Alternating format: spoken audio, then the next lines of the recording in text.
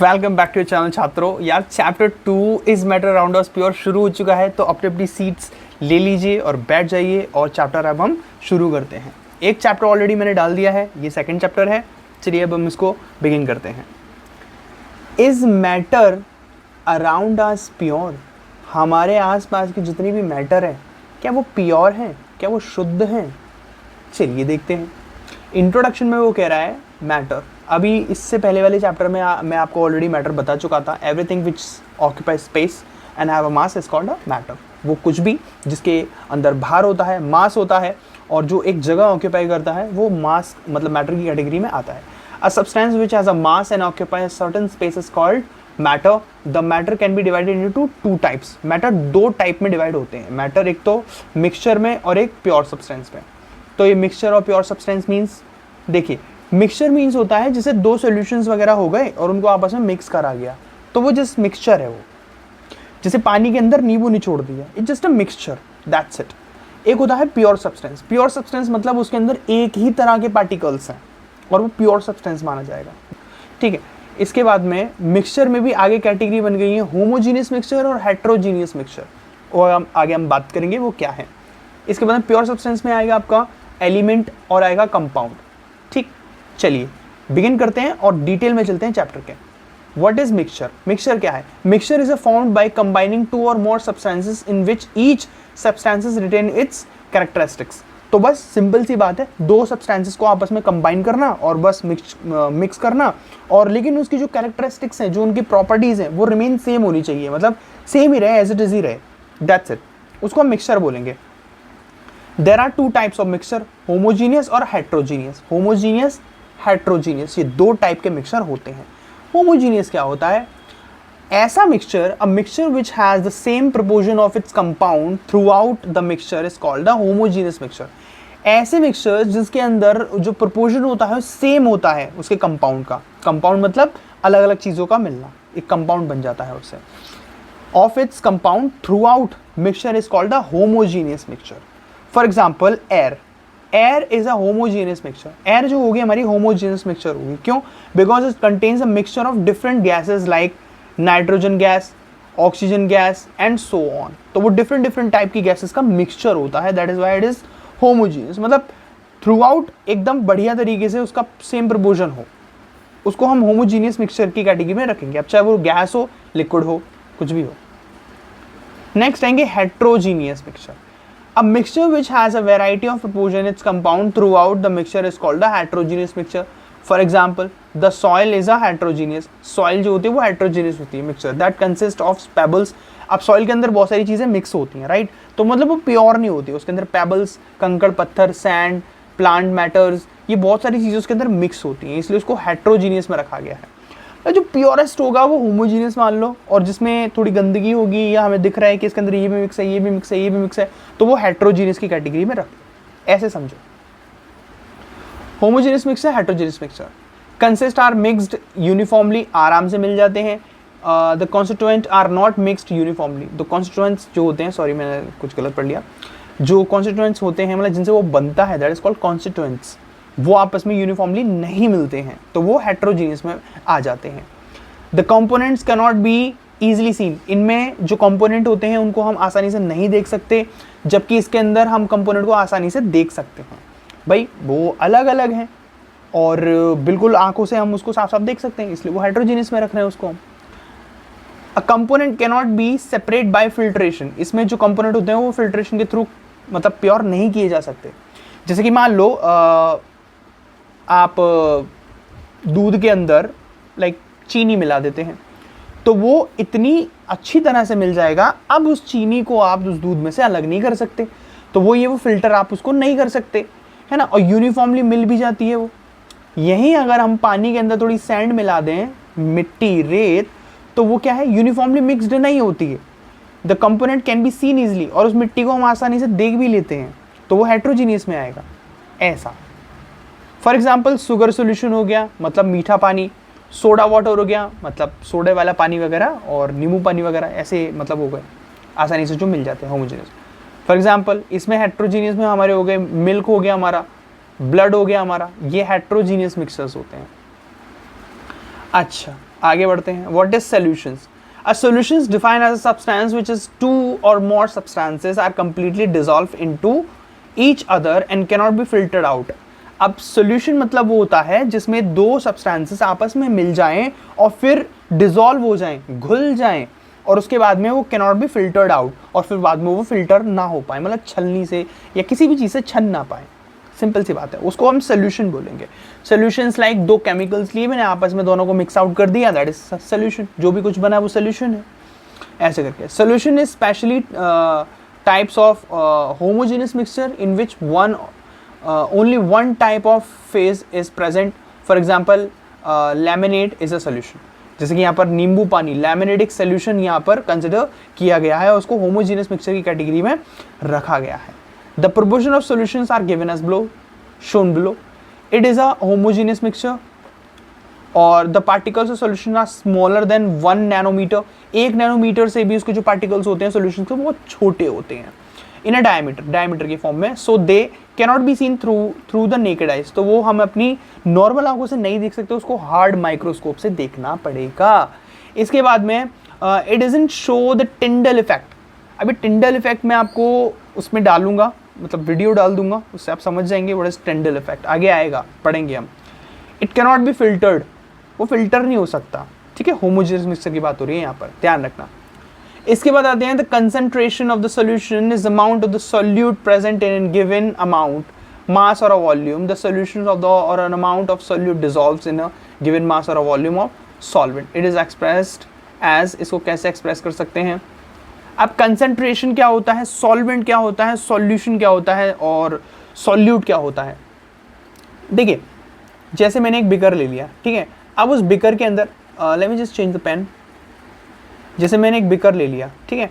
उस बिकर में मैंने डाली शुगर, ठीक है, और थोड़ा डाला मैंने उसके अंदर वाटर. अब ये डाला और ये डाला. अब ये जो होगा ना, दैट इज कॉल्ड सॉल्वेंट, जिसके अंदर डाला जा रहा है. और जो डाला जा रहा है दैट इज कॉल्ड सॉल्यूट. इसको हम सॉलिड बोलते हैं. जो चीज़ मिक्स कराई जा रही है, मतलब घुलवाई जा रही है, डिसॉल्व करवाई जा रही है, दैट इज कॉल्ड सॉल्यूट. जिसमें डिसॉल्व करवाई जा रही है that is called solvent. Solvent. अब सॉल्यूट और सॉल्वेंट से जो तैयार होगा दैट इज कॉल्ड सॉल्यूशन. ठीक है, तो आपको ऐसे ध्यान रखना है.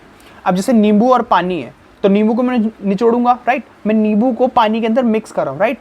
तो नींबू जो होगा दैट इज कॉल्ड सॉल्यूट, और पानी जो होगा दैट इज कॉल्ड सॉल्वेंट, और उनसे जो तैयार होगा दैट इज कॉल्ड सॉल्यूशन. बिल्कुल सही. अब इसमें कंसंट्रेशन कैसे निकालेंगे. कंसंट्रेशन बेसिकली मतलब होता है कि किसी भी सॉल्यूट का किसी सॉल्यूशन के अंदर कितना अमाउंट है, मतलब वो कितना डाला हुआ है उसके अंदर, उसकी कंसंट्रेशन पावर कितनी है. ऐसे करके समझो. जैसे कि मैंने एक बिकर के अंदर एक एसिड ले लिया, राइट, और मैंने प्योर एसिड लिया है. तो वो प्योर एसिड अगर मैं किसी के ऊपर डालूंगा तो वो बहुत ज़्यादा हैवी होगा, राइट. वो किसी भी चीज़ को डिस्ट्रॉय कर देगा. तो इसका मतलब मैं ये कहूँगा कि वो उसका कंसंट्रेशन जो है वो हाई कंसंट्रेशन है. ठीक है, उसका कंसंट्रेशन हाई है. यही अगर मैं उसके अंदर थोड़ा पानी ऐड कर दूंगा तो वो क्या हो जाएगा, थोड़ा उसकी पावर, उसके अंदर जो H+ के जो आयन्स हैं वो कम हो जाएंगे, और वो होने की वजह से उसकी जो कंसंट्रेशन पावर है वो लो हो जाएगी. तब मैं उसको कहूँगा कि वो डाइल्यूट हो गया है. ठीक है, क्या हो गया है, डाइल्यूट. DILUTE, डाइल्यूट हो गया है. तो ये बेसिकली मतलब होता है कंसंट्रेशन और डाइल्यूट का. कंसंट्रेशन मतलब प्योरेस्ट फॉर्म किसी भी चीज़ की. अच्छा, तो ऐसे ही अगर हम कंसंट्रेशन निकालेंगे तो वो कुछ इस तरह से हम निकाल सकते हैं. ठीक है, इसके बाद देखेंगे the concentration can be express in 2 ways. 2 तरह से हम बता सकते हैं. मास बाय मास परसेंटेज अगर आपको निकालनी है तो ऊपर रखेंगे आप सॉल्यूट. टोटल, वो सॉल्यूट आपने किस में मिलाया है, पानी में मिलाया, तो वो टोटल क्या बन गया, सोल्यूशन बन गया. तो सोल्यूशन को हमेशा नीचे रखते हैं. हमेशा ध्यान रखना है आपको वॉल्यूम परसेंटेज निकालना है तब भी आपको सोल्यूशन नीचे रखना है. आपको मास परसेंटेज निकालना है तब भी आपको सोल्यूशन नीचे रखना है. और परसेंटेज निकालने के लिए हम हमेशा 100 से मल्टीप्लाई करते हैं. तो सिंपल सी बात है. ठीक है, सॉल्यूट इस तरह से. That's how you can find out. Okay, the question is what is the concentration of salt solution which is prepared by dissolving 50 gram of salt in 200 grams of water. 50 ग्राम नमक 200 ग्राम पानी के अंदर मिलाने पर हमें कंसंट्रेशन पूछा गया है उस सॉल्ट सॉल्यूशन का. What is the concentration of salt in that solution, right. So concentration कैसे निकालेंगे हम? अब नमक हमारा क्या होगा? बिल्कुल सही, नमक हमारा सॉल्यूट होगा, और वाटर क्या होगा हमारा? मतलब नमक और पानी मिलने के बाद फिर तो वो सोल्यूशन बन जाएगा, सॉल्वेंट तो उसके अंदर सिर्फ पानी पानी था। अच्छा, अब रख लेते हैं, देखो दोनों प्लस करेंगे तो हो जाएगा 250, तो 250 नीचे रखेंगे क्योंकि वो भाई सोल्यूशन है पूरा, 50 नमक और 200 पानी, दोनों मिला के 250 ये हो गया। और नमक कितना है? सिर्फ 50 है, दोनों को डिवाइड कर देंगे, 0 से 0 कट, इससे डिवाइड होगा ये एक 1/5, इसको डेसिमल में कर देंगे, ये हो जाएगा 0.5। सो दैट्स हाउ, इतनी सिंपल से आप निकाल सकते हो। What is suspension? ये सस्पेंशन क्या है? बेसिकली सस्पेंशन भी एक सोल्यूशन ही होता है, और वो हेट्रोजीनियस से ही काफ़ी मिलता जुलता है। A suspension is a heterogeneous mixture in which a solute particles do not dissolve but remain suspend throughout the bulk of the medium। तो इसके अंदर जो सस्पेंशन होता है उसके अंदर जो भी सोल्यूट आपने डाला है सॉल्यूशन के अंदर, या जो वाटर में या जिस भी चीज़ में डाला है, तो वो ना ठीक तरीके से पूरा डिसॉल्व नहीं होता है और उसके पार्टिकल्स रह जाते हैं, जिसकी वजह से वो सस्पेंशन कहलाता है। The property of suspension solutions are as follows. It is a heterogeneous mixture, obviously वो होमोजीनियस में नहीं आएगा क्योंकि we can see it through our naked eyes. Okay, the size of the particle suspension is greater than 1000 nm। तो 1000 nm मतलब 1000 nanometre से भी ज़्यादा बड़े उसके पार्टिकल्स हो सकते हैं। It shows the Tyndall effect. अच्छा, ये टिंडल इफेक्ट दिखाता है। टिंडल इफेक्ट क्या नहीं दिखाएगा? जैसे कि आपने प्योर वाटर ले लिया, तो प्योर चीज़ के अंदर टिंडल इफेक्ट नहीं दिखता है, उसके अंदर हमें ऐसा ही कोई सोल्यूशन लेना पड़ेगा, कोई से सस्पेंशन हेट्रोजीनियस वाला सोल्यूशन लेना पड़ेगा, ताकि जब हम उसके अंदर से लाइट पास करवाएं तो लाइट उन छोटे छोटे पार्टिकल से होती हुई जाए और हमें एक स्प्रेडिंग ऑफ लाइट दिखे, स्प्रेडिंग ऑफ लाइट, हमें स्कैटरिंग ऑफ लाइट दिखे, मतलब इस तरह से लाइट का फैलना दिखे। टिंडल इफेक्ट इसमें दिख सकता है। इट कैन बी फिल्टर्ड, ये फिल्टर किया जा सकता है। इट कैन बी फिल्टर्ड मतलब सस्पेंशन को फिल्टर किया जा सकता है। Okay, what is colloidal solution? A colloidal solution is a solution in which the particles of colloids are uniformly spread throughout the solution। तो इसमें जो यूनिफॉर्मली स्प्रेड हो जाता है थ्रू आउट द सोल्यूशन, पूरे सोल्यूशन में। अब इसका हम एग्जाम्पल ले सकते हैं लाइक मड, कीचड़, इसका एग्जाम्पल हो जाएगा कोलॉइडल सोल्यूशन का, ठीक है। द प्रिपरेशन ऑफ, जैसे उसमें देखें ना कीचड़ में पूरा पानी काला काला हो जाता है बिल्कुल। The proportion of colloidal solution are as follows. It is a heterogeneous mixture, obviously. The size of the particles, ये हेट्रोजीनियस होता है बस उससे थोड़ा अलग होता है, ठीक है। मतलब पार्टिकल्स देखने वाली बात ही कह लो कि इसके पार्टिकल्स दिखते भी हैं और नहीं भी दिखते। The size of the particles collide in between 1 nanometer to 1000 nanometer, so it is not visible to naked eyes। तो इसलिए इसको naked eyes से देखना थोड़ा visible नहीं होता है, लेकिन फिर भी ये heterogeneous में आते हुए भी हम इसको अपनी naked eyes से नहीं देख सकते। That's very strange। It shows the Tyndall effect, ये भी Tyndall effect दिखाता है। It cannot be filtered, ये filtered नहीं हो सकता, heterogeneous होने के बावजूद भी नहीं दिख सकता। Okay, type of colloidal solution, देखो इसमें colloidal solution में ये आ गए आपके एरोजोल, ये लिक्विड फॉर्म में होता है। डिसिपेट फेज और डिसिपेट मीडियम, गैस फॉर्म हो गई आपकी, gas liquid solid, emulsion, sol, gel, solid sol, ये टाइप ऑफ कोलॉइडल है, ये टाइप ऑफ कोलॉइडल है, ठीक है। इसके बाद आगे बढ़ते हैं। Identify the type of colloidal for the following solutions. Rubber और milk. It is the rubber is a type of form in which the gas is dispersed in solid. तो रबर एक ऐसी चीज़ है जो सॉलिड होने के साथ साथ उसके अंदर डिस्पर्स्ड हो जाती है, क्या गैस उसके अंदर डिस्पर्स्ड हो जाती है। Milk is a colloidal solution that consist of protein, fat and water, so it is a type of emulsion. तो जो मिल्क होता है उसके अंदर फैट होता है, प्रोटीन होता है, वाटर होता है, ये सारी चीज़ें होती हैं, इसलिए उसको इमल्शन वाली कैटेगरी में रखेंगे। इसमें ये रहा इमल्शन, जो बेसिकली लिक्विड वाली चीज़ों में ही होता है इमल्शन। और रबर जो है था हमारा, क्या था रबर में था हमारा टाइप ऑफ फॉर्म। और फॉर्म किस में आ रही है? फॉर्म आ रही है गैस में भी आती है और लिक्विड सॉलिड में। डिस्पर्स्ड फेज इसका गैस होता है, और डिस्पर्स्ड मीडियम लिक्विड भी हो सकता है, सॉलिड भी हो सकता है। Separating the components of mixture. अब वो मेथड जिसमें हम किसी कंपोनेंट को सेपरेट करेंगे उसके मिक्सचर से, राइट। सो पहला आता है हमारा एवेपोरेशन। एवेपोरेशन मीन्स इससे हम अलग करते हैं क्या? नमक। द सॉल्ट इज प्रिपेयर्ड, हाँ नमक कैसे अलग किया जाता है, the salt is prepared from the sea water by using the process of called evaporation. So evaporation process से हम नमक को सी वाटर से अलग करते हैं।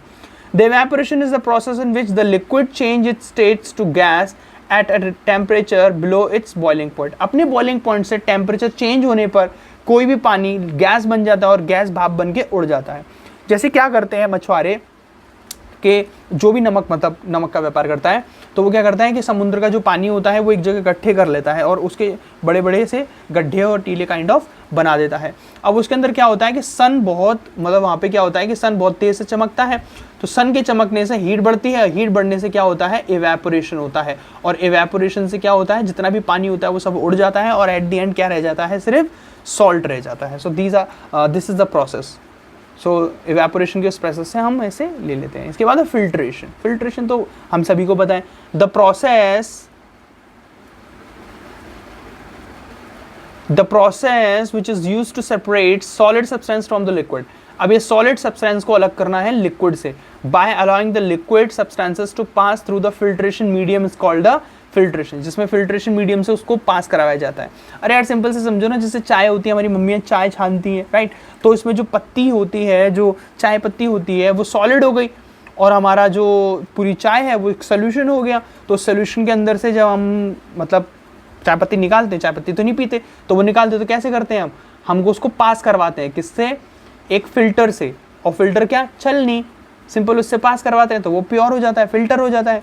इन this process filtration is liquid is allowed the pass through the filter paper attach to the funnel, funnel से लगा होता है filter paper. The liquid will pass through the paper, और लिक्विड उस पेपर से पास थ्रू होता है, while the solid will remain on the filter paper, और जितना भी सॉलिड होता है वो फिल्टर पेपर पे जमा रह जाता है।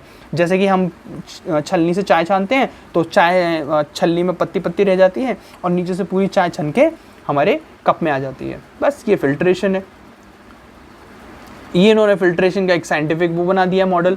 बस ग्लास रॉड हो गई, फनल हो गई, फिल्ट्रेशन पेपर यहाँ पे लगा हुआ है, ये फनल हो गई, ये फिल्ट्रेशन सॉलिड रेसिड्यू है, ठीक है। फिल्ट्रेशन लिक्विड फिल्टर्ड हो गया, ये पानी यहाँ फिल्टर हो गया, यहाँ पे आ गया।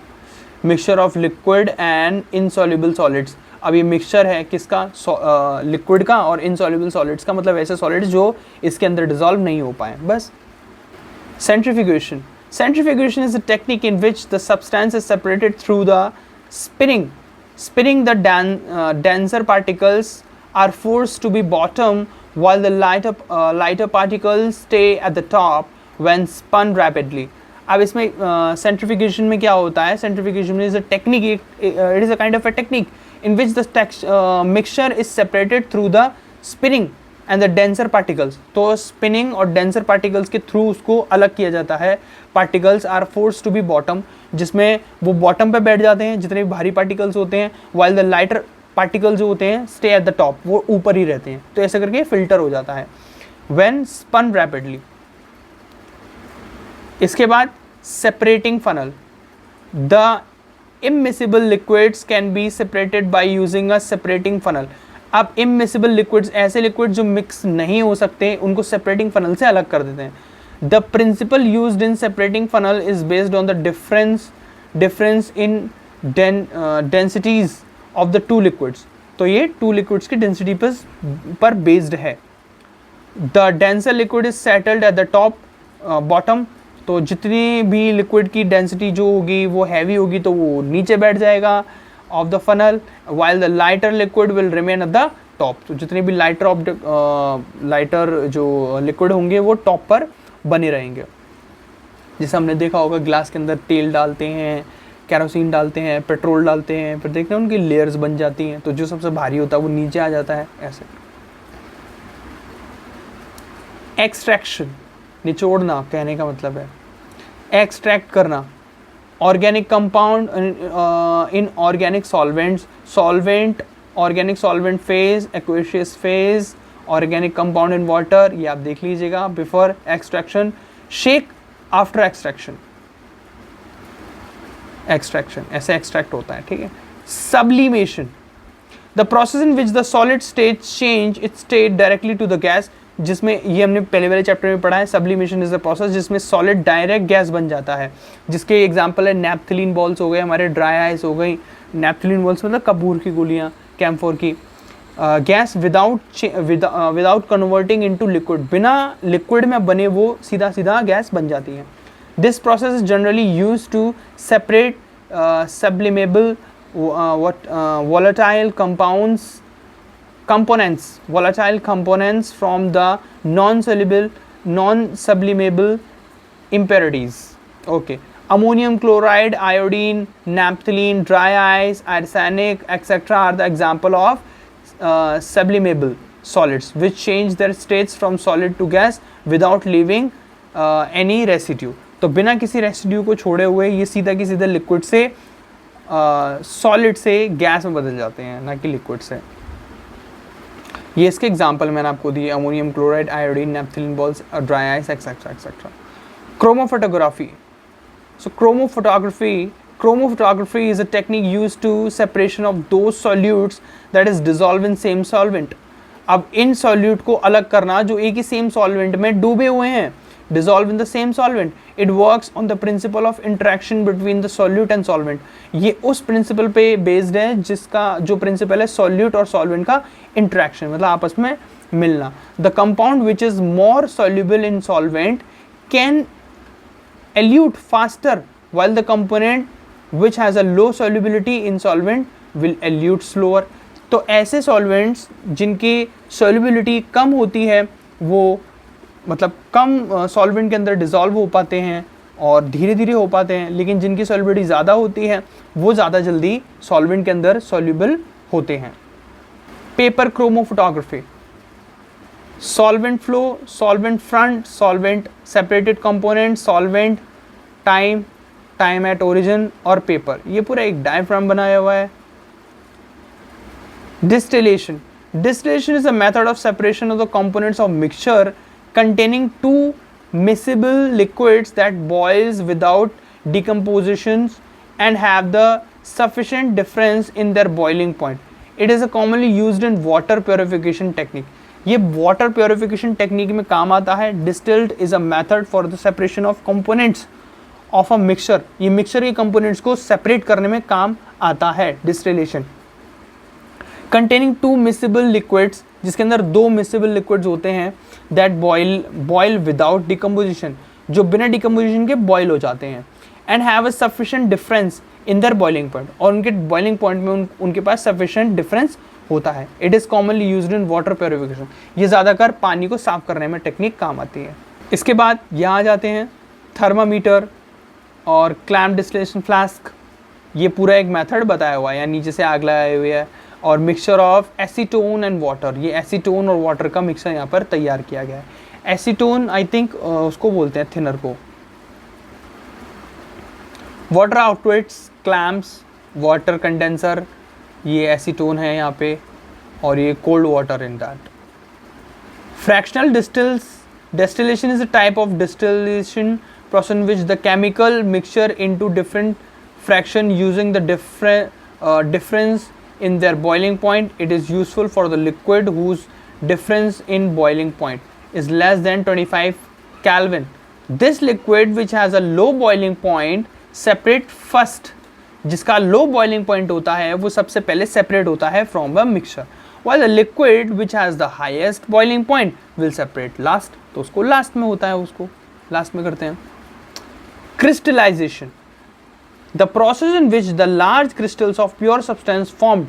ये वो प्रोसेस होता है जिसमें प्योर सब्सटेंस के जो बहुत बड़े बड़े क्रिस्टल्स बच जाते हैं, which is the large crystals of pure substance formed by their solution in is called crystallization. तो उसके solution से बनते हैं, उसको crystallization कहते हैं. It is used to separate crystals of alum, फिटकरी from the impure samples.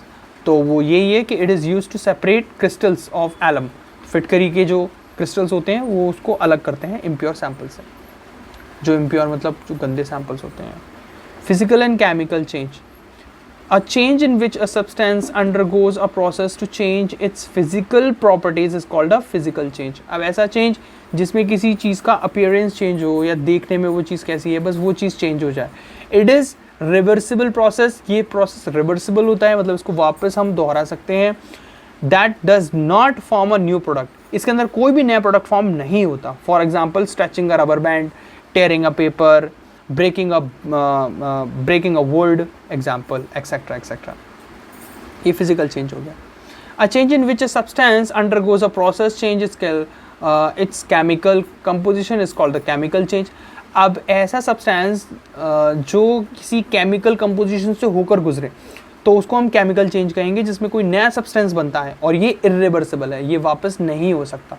It is an irreversible process that forms a new product, for example burning of magnesium ribbon. तो किसी मैग्नीशियम रिबन को जो हम जलाते हैं, दूध का फटना, दही का बनना और खाने का ख़राब होना, these all are the example of chemical change. ये सब केमिकल चेंज के एग्जाम्पल हैं। Burning of magnesium ribbon, which is a white dazzling flame. What are the types of pure substance? Pure substance के क्या type हैं? The substance which has a fixed structure and is made up of only one kind of particles is called a pure substance. अब ऐसे substance जो एक fixed structure में होते हैं और जो बने होते हैं सिर्फ एक ही टाइप के पार्टिकल से, उन्हीं को हम प्योर सब्सटेंस की कैटेगरी में रखते हैं। अब pure substance is of two types, दो टाइप के होते हैं, एक तो एलिमेंट और एक होता है कंपाउंड। अब एलिमेंट क्या होता है? Element is defined as the basic form of matter. ये मैटर की एक बेसिक फॉर्म होती है that cannot be broken down into simpler substance. ये सिंपलर सब्सटेंस में नहीं टूट सकती बाय केमिकल रिएक्शन के through. The element is classified into metal, non metal and metalloids. तो वो मेटल, नॉन मेटल और मेटालॉइड। अब नॉन मेटल और नॉन मेटल तो पता होगा, मेटालॉइड्स वो होते हैं जिसमें मेटल और नॉन मेटल दोनों की प्रॉपर्टी आती है, उन्हीं को हम मेटालॉइड्स की कैटेगरी में रखते हैं। A substance which is conduct heat and electricity is lustrous। अब ऐसे जो हीट और इलेक्ट्रिसिटी कंडक्ट करते हैं वो lustrous, चमकीले होते हैं, is called a metal। while the substance that is non lustrous, जो चमकदार नहीं होते, and bad conductor of heat and electricity, अब ऐसे जो हीट और इलेक्ट्रिसिटी के बैड कंडक्टर होते हैं उनको हम नॉन मेटल कैटेगरी में रखते हैं।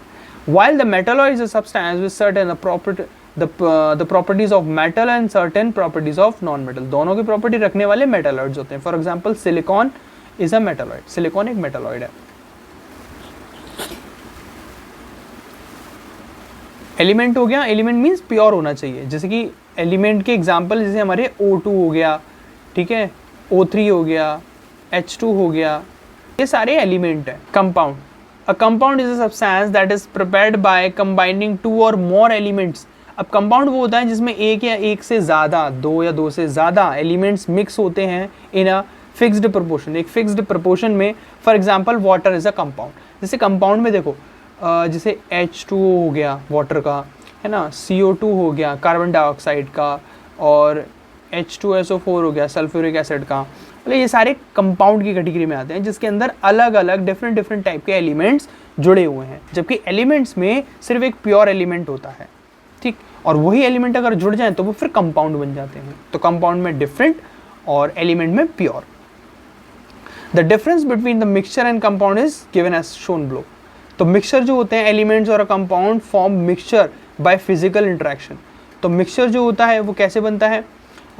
एलिमेंट और a compound form a mixture by physical interaction, physical interaction से ही ये फॉर्म होते हैं। बाकी कंपाउंड जो होते हैं, compound undergo a chemical interaction to form a compound.